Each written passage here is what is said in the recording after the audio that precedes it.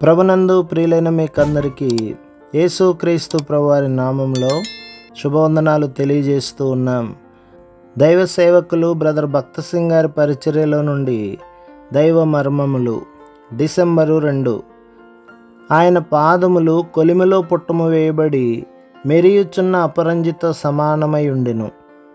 ఆంగ్లంలో ఇత్తడి పాదములు అని ఉన్నది. ప్రకటన గ్రంథం 1:15. ఇత్తడి తీర్పును సూచించును.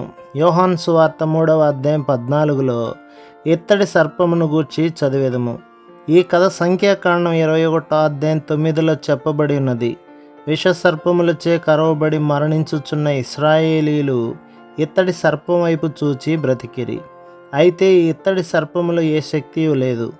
అయినను కొంతకాలమైన పిమ్మట ప్రజలు ఆ ఇత్తడి సర్పమును పూజించుటకు ప్రారంభించిరి గనక ప్రభు దానిని నశింపచేసెను. రాజుల 2వ గ్రంథం 18:4. బలిపీఠము ఇత్తడిచే చేయబడెను. ప్రభు పాదములు ఇత్తడి వలె ఉండెను. ఆదికాండం 3:15 సర్పము తల చితకగొట్టబడునని ప్రవచించబడి ఉండెను.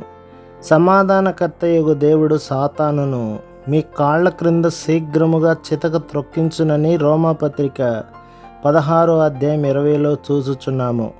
క్రీస్తు శిలువలో చనిపోవట ద్వారానే సాతాను ఓడించబడెను. ఈ విధముగా యేసుక్రీస్తు ప్రభువు సాతానును ఓడించి మనము పొందవలసిన తీర్పు నుండి తప్పించెను.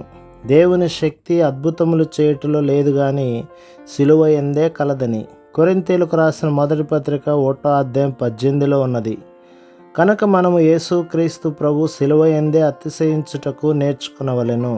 శత్రువును ఓడించుటకు మనము ప్రభువైన యేసుక్రీస్తు యొక్క మరణ భూస్థాపన పునరుత్థానములలో మనలను మనము ఐక్యపరచుకొనుటకు నేర్చుకునవలెను. ప్రభు మిమ్మును మీ కుటుంబమును మీ సంఘమును దీవించి ఆశీర్వదించునుగాక. ఆమేన్.